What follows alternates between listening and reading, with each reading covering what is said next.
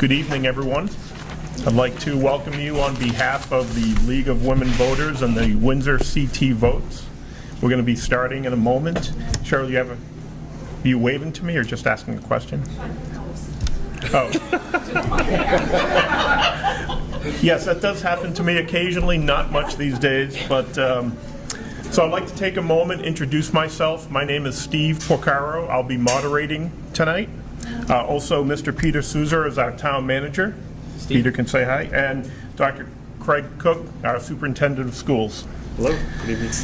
So what we're going to do, for those of us who are just joining us, there are some guidelines on your seats, some information for our presentation.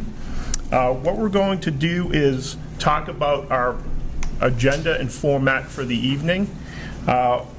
We do have a timer. Marilyn, will you be assisting us? Okay. And what we're going to do is take a moment and go over some of the ground rules and the guidelines for this evening for the presentation. Because we want this forum to be interactive, we're trying to set some parameters to make sure everybody understands how we'll work this. We want to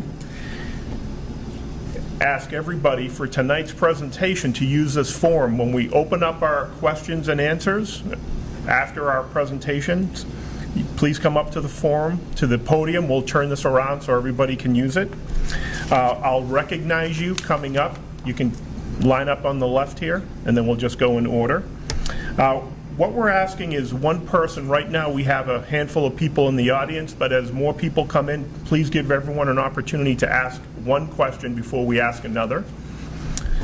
Also, we're allowing up to 1 minute to ask a question. Would like to keep that as a question versus a statement. So if you have a question, it's a little bit complicated, you can break it up into parts, but keep it under a minute, excuse me. We do have a timekeeper, and Marilyn will keep us on time. We're trying to get everyone home at a reasonable hour.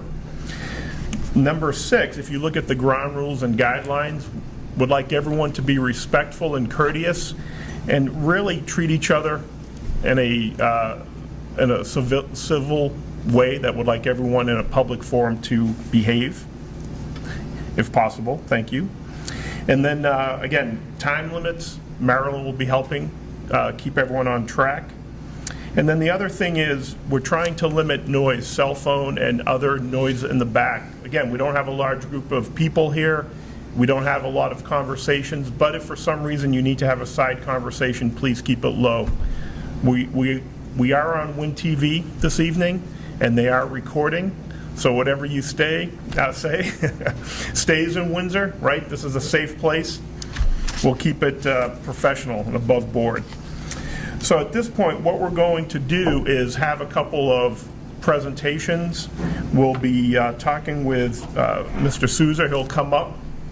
You can come up here, spend a few minutes, go over some of the highlights. Again, you have some summaries and information on your seat you can use as he goes over them. So, Peter, would you like to come up and kick us off, please?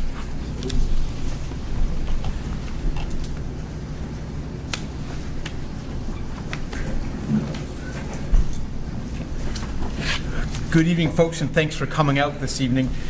Steve kept on mentioning time, and it seemed like he was looking at me all the time. So I'm going to try to keep this brief this evening. A lot of the information about the budget, proposed budget, is on the town's website as well as the Board of Education's website.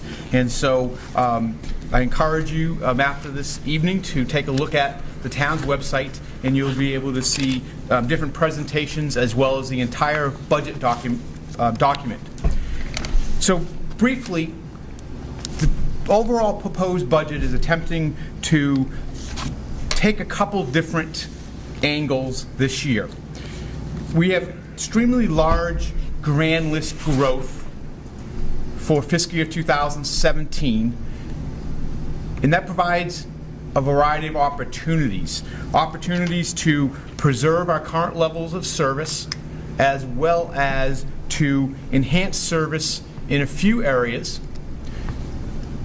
And it also allows us to be able to make some headway in some significant capital reinvestments or community reinvestments in our whole range of assets that we own, be it our roads, our sidewalks, our town buildings, and some of our other valued community assets. It also allows us the opportunity to take a multi-year view towards the budget. With the large increase in grand list, which is primarily driven by two factors. The Walgreens tax abatement is expiring, and we also have the Amazon investment in their personal property coming on to the tax rolls in full for this first year in fiscal year 2017. But as you look to that second year, fiscal year 2018, there's a very large drop in that grand list as the Amazon year number 1 of their 4-year tax abatement kicks in. And so there's a loss of approximately $33 million in grand list value or assessed value, which equates to approximately $1 million in lost revenue or reduced revenue.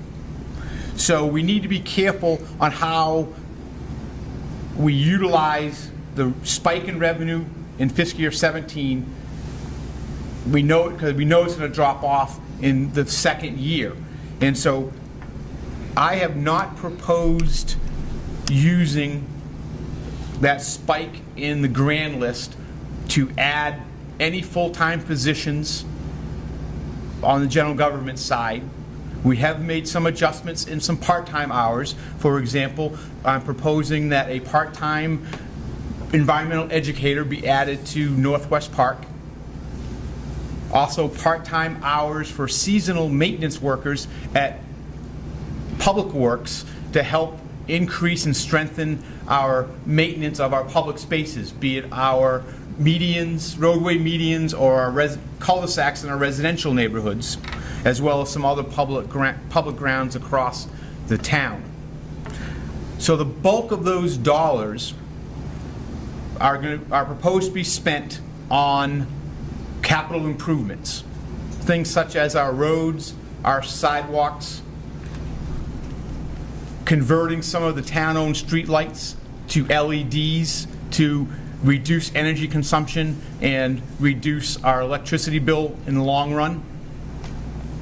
Because the following year, as I mentioned, the grand list will go down, and we'd like to be out from a financial planning perspective. It allows the tax rate increase in both of those years to be more level and not to have a big spike or from one year to the next.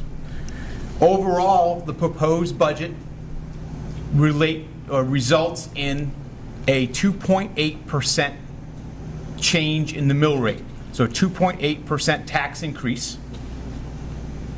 And that translates into a $122 tax increase for if your home is a $200,000 fair market value. Just to put it in context. So there's a lot of numbers that I could go through. You have most of the information before you in a summary fashion, and so in order to let you folks get to the most important part, which is asking us questions about the budget, I'm going to stop here and let Superintendent Cook provide an overview of the Board of Education's portion of the budget.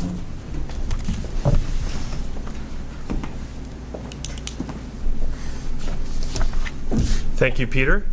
And as Peter said, this is a challenge. This presentation for me has been running about a half hour, and I've had two other individuals help me. I had our board president and finance chair help me last night when we presented to the town council. So I will do my best, and instead of focusing on a lengthy PowerPoint, we have a one-page piece of paper for you that's our key components of our budget that should be on your chair when you arrive tonight. And so the Windsor Board of Ed budget is going up 2.39% as proposed by the Board of Ed to $67,608,323.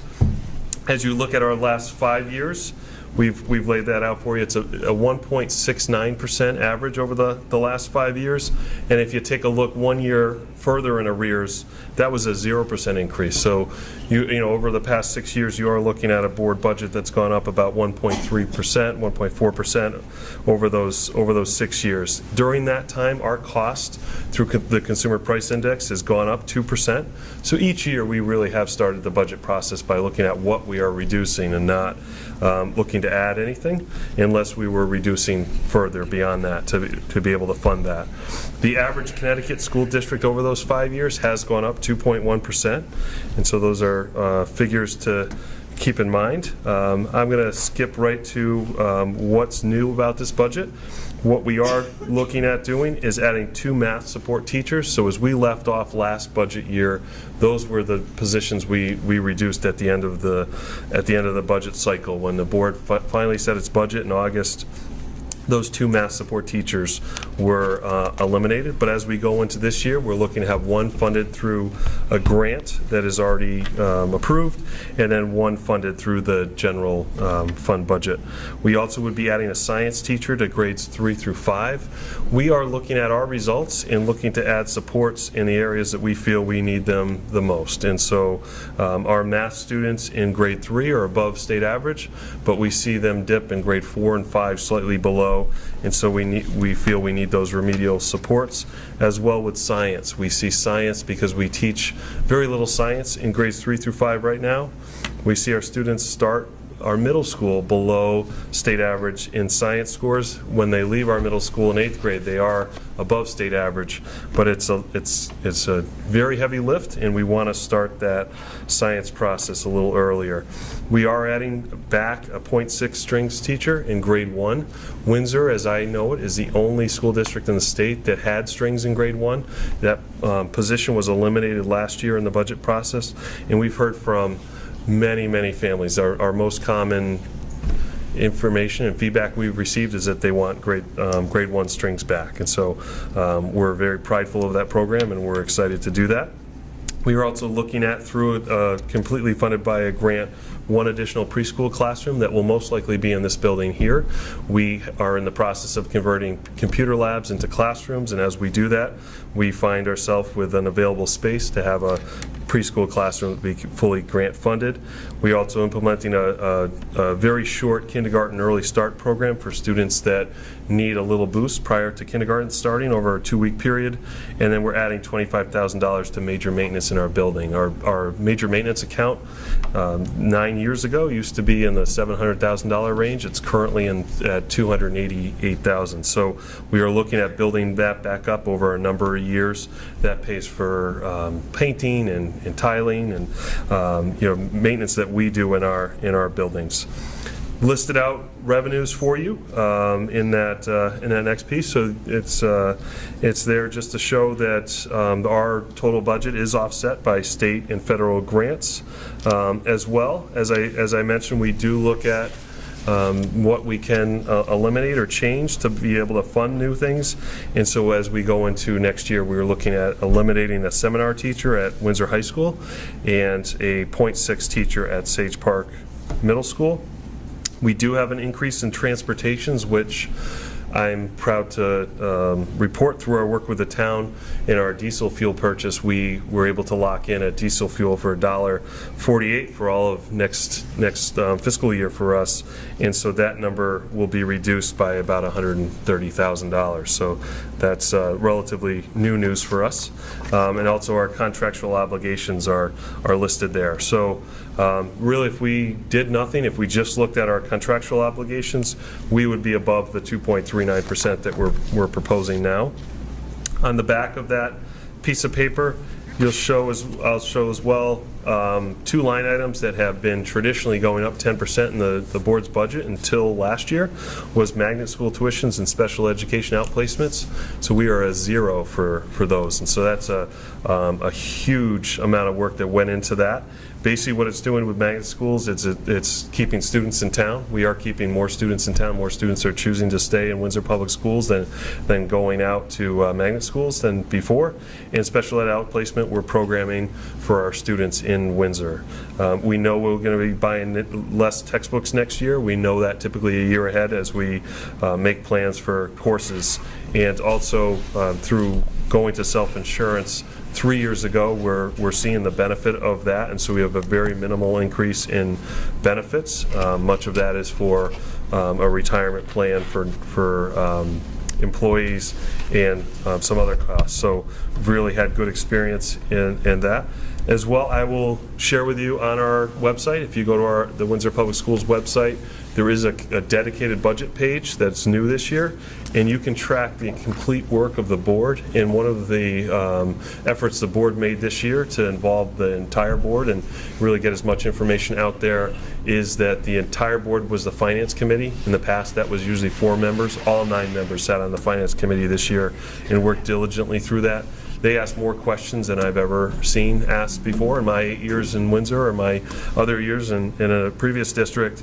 44 of those questions, because they required written answers, were put in writing, and those are all online that you can see when they were asked in the answer. So there's volumes of information on there, our full budget, by just going to that one website page. So we're trying to do that, as well as if you walk away from tonight and think of a question you wanted to ask or something comes up, there is a portion of our website through that page where you can ask any question through that by just emailing us, and we get back to you on that. And you can also see questions that have already been asked of us. So it's very interactive and transparent as we go forward. So I didn't see a sign go up for time, so I think I did okay.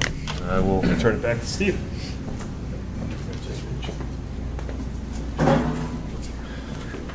All right, so now this is where the fun begins. We're going to open it up to questions, and to make sure everyone hears your questions, not only here but live in our TV audience, we're going to ask you to come up, speak into the microphone, and then we'll have an opportunity to answer that. So who would like to start? Who feels like they have a burning question they'd love to ask? Anyone in the front row? Second row?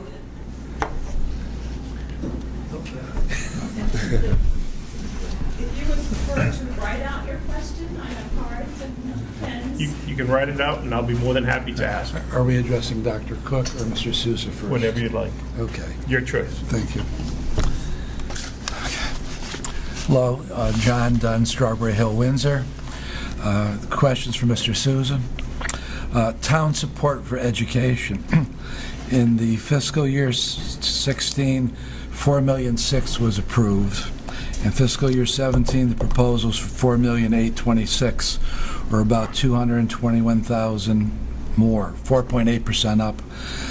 Could you, first explain what these expenses are, and number 2, why are they in the town budget rather than the Board of Education?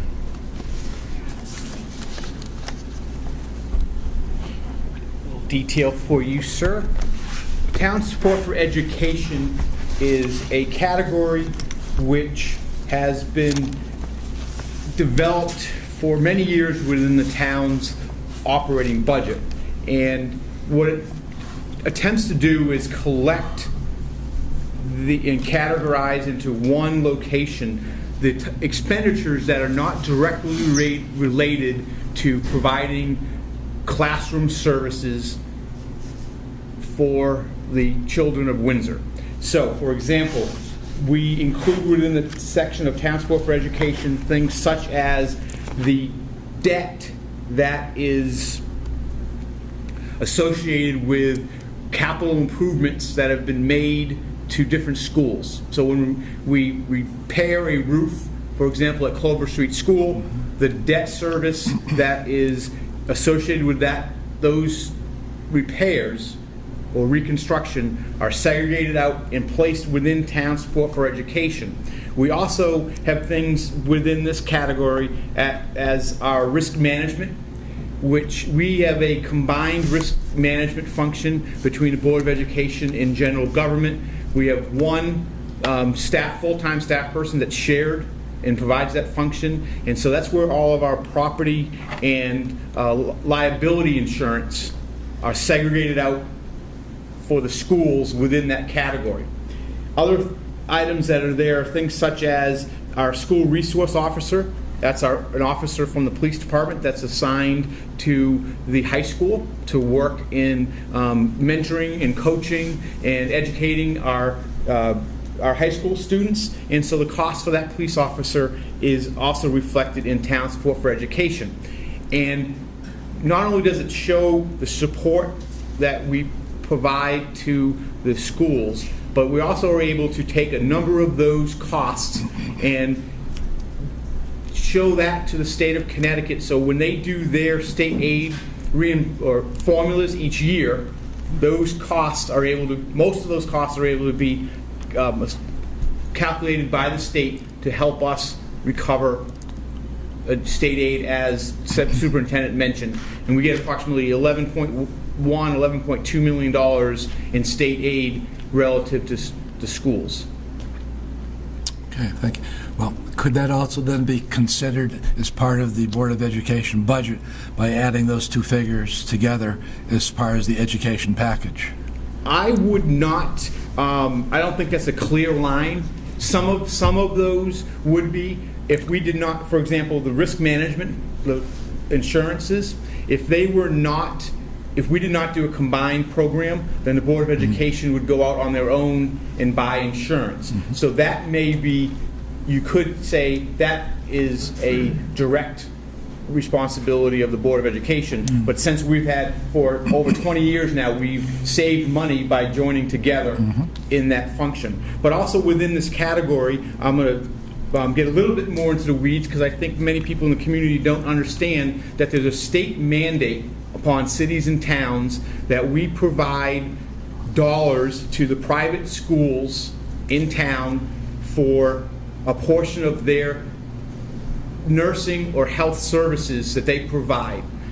And we do get a partial reimbursement from the state, but we do not get a full reimbursement. So for example, in 2017 budget, there's approximately $108,000 that is budgeted to provide that mandated service.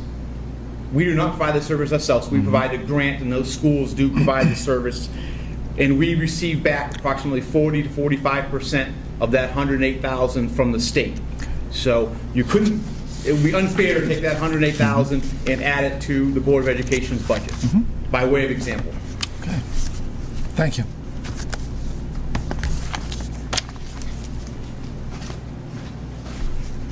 Thank you very much.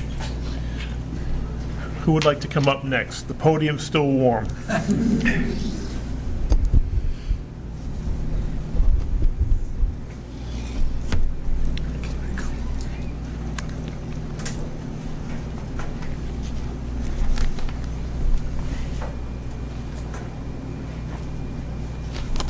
Bonnie Karkowski, 1852 Poquonock Avenue. I have a concern that's a question as well. I'm not certain what the total monies are that you're expecting to receive for revenue from the state. And I like your community initiatives list. There isn't any one of those things that I wouldn't like to support. However, I'm thinking, wouldn't it be wise for us to put aside a percentage of the community initiative funds until we know what we really will get from the state? Basically, did I explain myself? Yes, and I think I can. Yeah. You can put my mind at ease. I'm not sure if I can do that, but I certainly can. Okay. I can work, because that is a large question, and if I can put your mind at ease, my mind would be at ease as well. Thank you. The state of Connecticut certainly is facing their fiscal challenges, not only for this current fiscal year, but for fiscal year 17 and likely into the next fiscal year as well. Overall, the town receives approximately 14% of our overall revenues from the state. And it's broken into two categories. Approximately 11% of our revenues, 11.5% of our revenues comes to us in the form of various state school aid. Those are dollars that go directly to the general fund, and the largest amount is what is referred to is educational cost sharing, or ECS, and that's about a little over $11 million. The town general government receives funds also for a much smaller scale, so for a variety of purposes, and that equates to approximately 2.25% of the overall revenues for the budget. So roughly 14% comes from state aid. And there is a question mark, as was posed by Ms. Karkowski, about the amount of aid that we will receive. Essentially what will occur is if, for example, if the state aid gets reduced by $1, then if the town council wants to still have a 2.8% tax increase, then the expenditures would need to be reduced by $1. If the town council would like to see a tax increase that is less than 2.8%, then they would have to reduce expenditures further than any state aid gets reduced. Or they would have to find another revenue source. They would have to choose to change their assumptions in one of our other revenue categories. So there is flexibility within the budget to do so. We can reduce some of those in capital or community investments. We could reduce some other portion of the budget that they feel perhaps can afford to without negatively impacting services. The challenge with reducing those capital expenditures is just need to be very cognizant and aware of that impact in the second year, in fiscal year 2018, because we're losing approximately that $1 million in revenue. So that forces a decision to be made in 2018 relative to either a slightly higher tax increase or reduction in expenditures in service levels. So that's a choice, that's a challenge the town council has as they work through the next 3 weeks in the budget process. It's a lengthy question, response to a very short question, but I hope that helps explain. All right, thank you. Other questions? We have this nice podium just waiting to be used. Come on up, sir.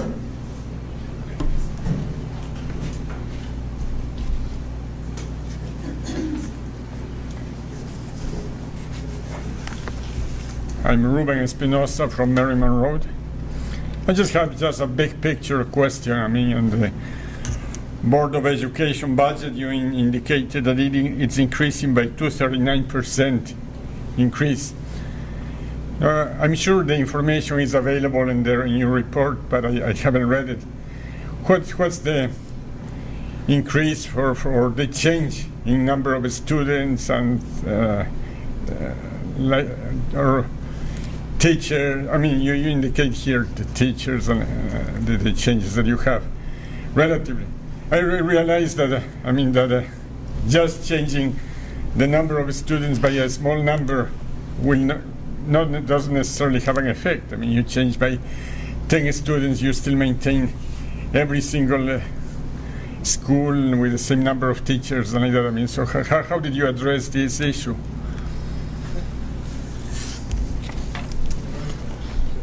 If I can address that, thank you for the question.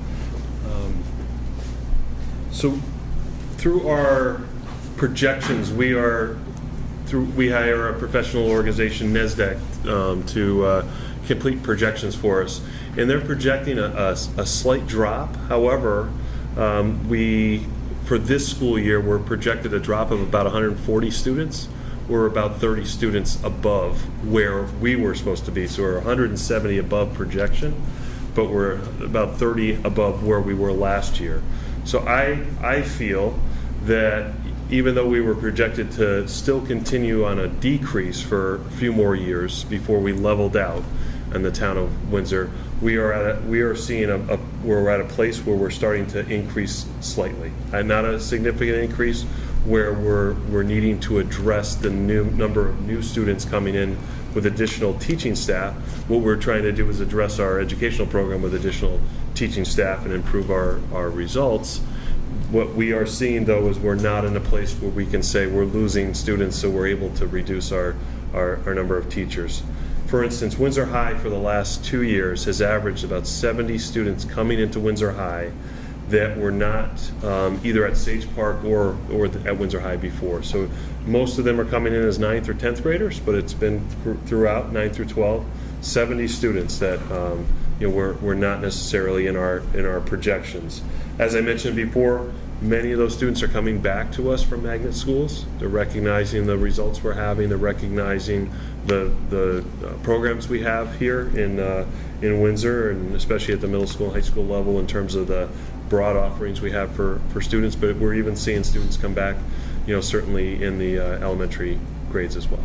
So that's so really the function of the increase is our contracts. So our contractual obligations are going up between 2% and 3%, pretty much across the board, and that's really a function of that 2.39% increase. All right. Thank you. Other questions?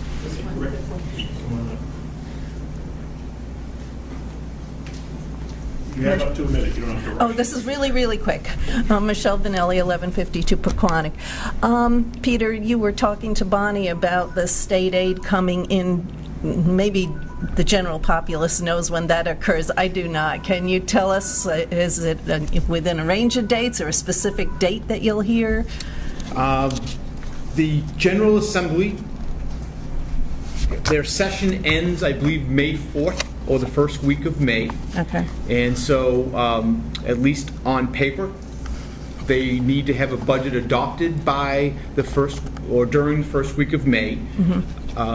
My viewpoint, that's going to be a challenge to be able to have the budget completely fleshed out and voted on. But my expectation is that in the next 2 weeks, we'll have a pretty good sense, and from a state aid perspective, where we'll be. It may not be finalized, but I think we'll have a pretty good sense, the order of magnitude of any reduction from the proposed budget that the governor had put in place back in early February. One of the challenges that we have is what category of state aid gets impacted, because there's some state aid that we receive that does not go directly into the general fund that we get for road repaving or other capital projects. And so if they choose to make reductions in things such as town aid for road or some of those capital projects, we might be able to weather that storm a little bit better than if they hit the education cost sharing or some of the smaller grants that come to the general fund. But I would think that the town council by the third week of April would be able to have a pretty decent sense of what is going to happen in terms of the proposed state aid. Okay, thank you. All right. But I've been wrong before. I'm going to hold your feet to the pipe now. Well, on that note, so we still have some time. Other questions? Yes, sir. For Dr. Cook, we received this Windsor newsletter for the town schools. The questions I have related to it are, what is the cost to publish this per year for content postage and mailing? How many issues there are? And what expense category is it put in? Sure. So there are 3 times a year is our target. So that would be the last one this school year. We started for the first time in, I think, about 6 years doing it in-house again. So when Dr. Fieser was here, she did a newsletter. We had a full-time staff, we had a staff member that worked on that newsletter, and that was done through our office. 2 years ago, we were spending we were using the Alliance grant money, which was approved by the state to do that type of marketing communications for an outside firm. It was much more expensive. It was about double the cost. That is now done in-house by our publication person, Jenna Herrick, who is our communications person. Half of her salary is paid through the Board of Education budget. Half of her salary is paid through the Alliance grant.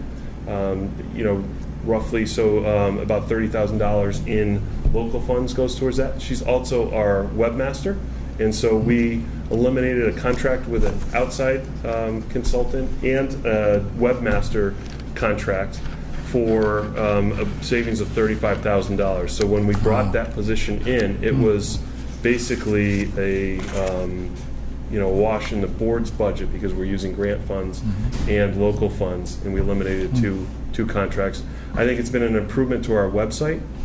When I became superintendent, one of the first things the board said to me, and I had heard this as I was assistant superintendent for HR, I heard this loud and clear when I was there, our website was not user-friendly. It was not searchable. People struggled with it.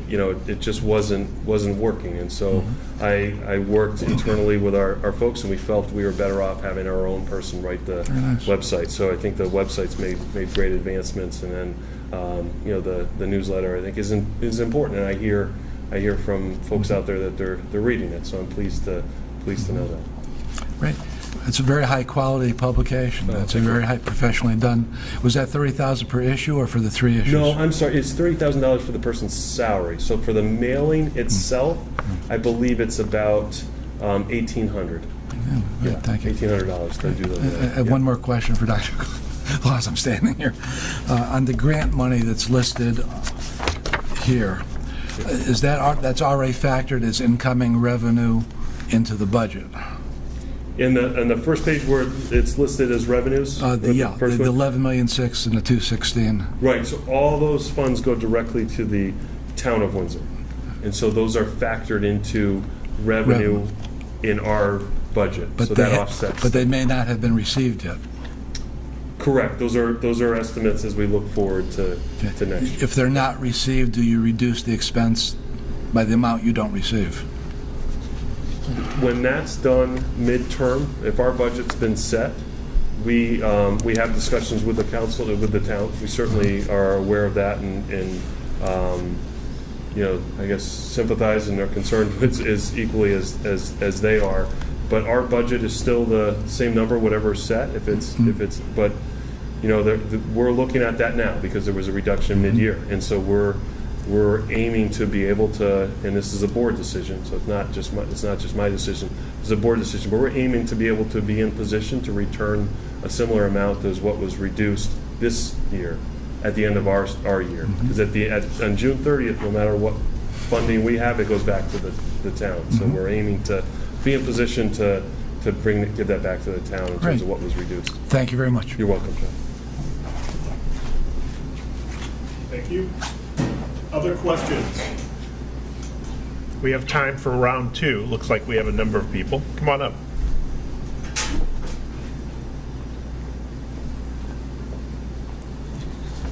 I'm still Bonnie Karkowski at 1852 Poquonock Avenue. Going back to the community initiatives again, I'm sure you're familiar with the Hartford Decides project, where the folks in Hartford are voting on what to do with their grant money. I wondered if perhaps at the referendum, hopefully the first and only, if you could have questionnaires for folks to fill out and prioritize the things they would most like to have happen from that community initiatives list, just in case we have to take some of those funds to cover lack of funds from the state or for any other reason. Something for you to consider. That's certainly not a decision that would be my decision, but I certainly can convey that to members of the town council and gauge their interest in It would not direction. be part of the ballot. Right. In other words, this would just be an optional thing. Thank you.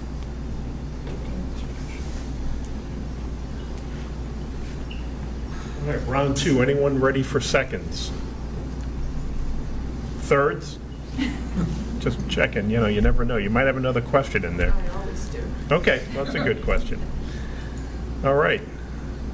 Any other final? All right. I think we're going to call it an evening. Let's give our presenters a round of applause. Thank you. Thank you. And as a reminder, April 21st, 10 a.m. at the Senior Community Center at LP Wilson, we'll be having our next Windsor Budget Forum. Thank you, have a good night, and be careful driving home.